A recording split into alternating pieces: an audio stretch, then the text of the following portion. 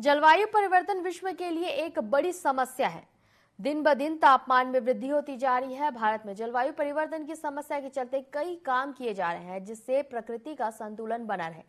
छत्तीसगढ़ में सरकार और वन विभाग लोगों को वृक्षारोपण के लिए प्रेरित कर रही है। वन विभाग की सरकारी में किसान वृक्ष मित्र योजना चला रही है, जिसके तहत किसान अपनी भूमि पर फलदार और आर्थिक मजबूती प्रदान करने वाले पौधे लगाकर आर्थिक रूप से संपन्न होने के साथ साथ जलवायु परिवर्तन में अपनी भूमिका निभा सके। किसान वृक्ष मित्र योजना के बारे में रेंजर आशुतोष मांडवा से खास चर्चा की बस्तर ब्यूरो हेड धीरेन्द्र तिवारी ने। मानव जीवन में पेड़ों की क्या भूमिका होती है, इस साल की गर्मी ने उसको बता दिया है। पूरे विश्व में जिस तरह इस बार भीषण गर्मी पड़ी है, लगभग पारा जो था वो 50 डिग्री के पास था, तो इस बार लोगों को पेड़ों की अहमियत भी पता चली है। छत्तीसगढ़ के वन विभाग के द्वारा इस तरह की योजनाएं चला जा रही है।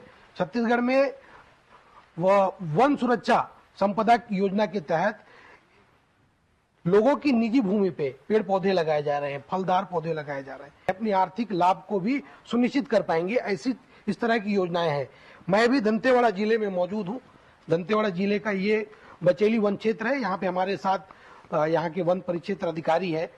क्या योजनाएं चल रही हैं, किस तरह लोगों को लाभ देने के यहाँ पे कार्य चल रहे हैं, और अभी हम जहाँ पे खड़े हैं वहाँ पे क्या कार्य चल रहा है, इसके बारे में बताएं। जी, छत्तीसगढ़ शासन वन विभाग की एक महत्वपूर्ण योजना है किसान वृक्ष मित्र योजना, जिसमें किसानों के जो खाली पड़ी जमीनें हैं उस पर जो है व्यावसायिक रोपण करने का जो है उनको बोला जा रहा है। व्यावसायिक रोपण में हम यहाँ पे नीलगिरी, चंदन, सागौन और फलदार वृक्ष में आम हो गया, साथ में हम बांस वगैरह की प्रजाति जो है, जो ऐसे जिनका जल्दी से जल्दी वो उनका ग्रोथ बहुत अच्छा हो और उससे जल्दी से जल्दी उनको लाभ मिले, ऐसे पौधों को जो है यहाँ पे रोपण किया जा रहा है। इसका उद्देश्य एक और ये है कि जो यहाँ के जो स्थानीय लोग हैं उनकी जो वनों पे जो निर्भरता है, जिससे दिन ब दिन जो है उस पर दबाव बढ़ रहा है, वन कट रहे हैं, उसको भी कम किया जा सके। इस कारण से उनके भूमि पर ये रोपण किया जा रहा है। साथ ही इससे क्या होगा कि जल स्तर बढ़ेगा और लोगों को अतिरिक्त इसमें आय प्रदान फायदा भी हो और उनको जो है किसानों को भी लाभ इससे मिले। सर, जैसा कि लोग, मैं देख रहा हूँ कि यहाँ पे नीलगिरी के पौधे लगे हुए हैं जी।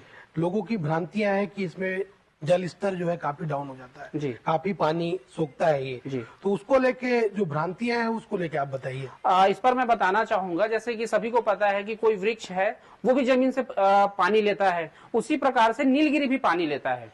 तो मैं ये बताना चाहूंगा कि जितना जो है नीलगिरी जो है पानी जमीन से ले रहा है उससे कई गुना ज्यादा जो है वो पानी जो है जमीन को देता है। तो ये बिल्कुल ये जो है ये गलत बात है, मिथ्या है कि नीलगिरी ज्यादा पानी लेता है। इसके निष्कर्ष भी हैं, ये पता नहीं ये भ्रांतियां लोगों में कैसी फैली, पर ये बिल्कुल पूरी तरीके से ये जो है ये मिथ्या है। ये सर, यहाँ पे अभी मैं देख रहा हूँ कि काफी पौधे लगाए गए हैं जी। कौन कौन सी प्रजाति के पौधे हैं और ये कौन सा लोकेशन है जो लोग आकर यहाँ पे देखें और जाने की इस तरह का हमें भी काम करना है? ये जो एरिया है ये है नकुलनार के पास, ग्राम हितावर है, वहां पे आप आ सकते हैं। इसमें हमने 4 प्रजातियों का रोपण किया हुआ है। पहला मॉडल है नीलगिरी का, दूसरा मॉडल है फलदार जो आप सामने दिख रहा है, उसमें हमने ग्राफ्टेड आम और इमली लगाया हुआ है। बैगन फली का आम है। ये अभी 1-2 सालों में जो है ये जो है अपना उत्पादन शुरुआत हो जाएगी। आगे हम देखेंगे उसमें क्लोनल सागौन है, टिश्यू कल्चर सागौन है और एक बांस भी है, जिनका अब जनरली जो जैसा आप जानते होंगे सागौन को तैयार होने में लगभग 40 से 60 वर्षों का समय लगता है, लेकिन ये जो टिश्यू कल्चर वाले जो सागौन है वो लगभग जो है 15 सालों में तैयार हो जाएगा। और इसी प्रकार से जो नीलगिरी है वो 4 साल में तैयार हो जाता है और उसके 4 साल के बाद जब उसकी एक बार कटाई कर लेंगे आप, फिर उसके 2 बार उसमें नए फिर पीके निकलते हैं, कॉपीज निकलती है उसकी, फिर 2 साल से आप कटाई कर सकते हैं और उसमें प्रति जो है एक पौधों में 2 कॉपियां निकलती हैं। मतलब एक बार अगर आप रोपण कर लेते हैं तो आप उसके कई बार जो है बारंबार आप उसका उत्पादन ले सकते हैं। साथ में यहाँ पे एक पेपर इंडस्ट्री है, भद्राचलम में है, ITC, अब यहाँ के सभी लोग जानते हैं उसे। वहां से लोग वहां पे आते हैं, उनके खेतों से डायरेक्ट जो है खरीदी करके उनसे वो काट के ले जाते हैं, तो उनको सीधे उनको उनके हाथ में पैसे दिए जाते हैं। अभी वर्तमान में जो है प्रति टन नीलगिरी का जो यहाँ जो चल रहा है रेट वो लगभग 3300 रुपए के आसपास चल रहा है। और लोग यहाँ पे हमारे पास कुछ लोग भी हैं, पुराने हमारी एक योजना थी हरियाली प्रसार योजना, उसमें रोपण किया जाता था, उसमें बहुत लोग लाभ ले भी चुके हैं। तो ये एक प्रकार का ये है कि हम आप इससे जो है भविष्य में जो हम बहुत सारी दूसरे प्रजातियों में जा रहे हैं तो इससे क्या होगा, पौधों को लगाकर पर्यावरण का संरक्षण करते हुए आप आमदनी भी कर सकते हैं। इस प्रकार की योजना है ये। मेरे पीछे आप देख सकते हैं कि ये वन विभाग के द्वारा लगाए गए पौधे हैं।